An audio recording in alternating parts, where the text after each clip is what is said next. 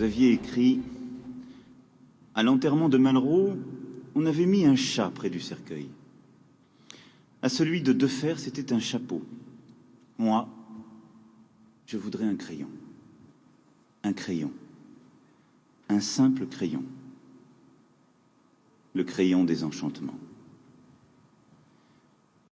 Ce symbole du crayon posé sur votre cercueil, c'est vous qui l'aviez souhaité. Cher Jean, il y a une semaine, jour pour jour, vous étiez installé dans ce canapé dans lequel vous écriviez à la main. Vos yeux bleus étaient toujours éclatants, vous portiez ce col roulé pourpre et ces chaussures assorties. Votre voix, certes plus faible, était toujours aussi riche de mots. Ce matin-là, vous évoquiez encore et encore la vie et notamment celle de votre petite fille chérie. Une semaine plus tard, la France, votre famille, vos amis ont tenu à vous rendre ce dernier hommage dans la cour des Invalides. C'était beau, élégant et bienveillant, comme vous. Reportage Valérie Astruc, Guillaume Michel. Un écrivain de droite attiré par la gauche. 3 présidents ensemble rendent hommage à Jean d'Ormesson. Drapeau tricolore pour l'homme de plume à la française. Éloge funèbre d'Emmanuel Macron à l'auteur qui, selon lui, était la clarté. Cette grâce lumineuse, contagieuse, a conquis ses lecteurs qui voyaient en lui un antidote à la grisaille des jours.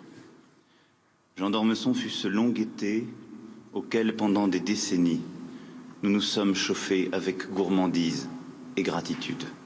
Il semblait fait pour donner aux mélancoliques le goût de vivre et aux pessimistes celui de l'avenir. Sa femme et sa fille au premier rang. Tous les académiciens en costume. Des personnalités politiques de tous bords, la droite, l'extrême droite et la gauche. Il apportait toujours beaucoup de joie à la nostalgie. Il regardait le passé, mais il le regardait toujours comme un élément qui permettait d'ouvrir vers l'avenir. Il aimait les hommes, voilà, dans leur grandeur, dans leur faiblesse, dans leur victoire et leur défaite. Il était très français, Jean d'Ormesson. Sur l'esplanade des Invalides, des anonymes. Certains ont apporté leur livre préféré. Tous apprécient le style de l'homme, charmant et charmeur. Beaucoup d'humour dans ses livres, beaucoup de charme dans tout ce qu'il racontait. Et alors ses yeux bleus avec près d'espiègle, c'était magnifique. Qu'est-ce qui vous a apporté? Un autre regard sur la vie, je pense, ouais. Beaucoup plus de philosophie, beaucoup plus de noblesse aussi, je pense. Puis le président dépose le simple crayon que Jean d'Ormesson avait souhaité sur son cercueil. 41 livres. Le dernier paraîtra bientôt. Son titre résonne en forme de défi.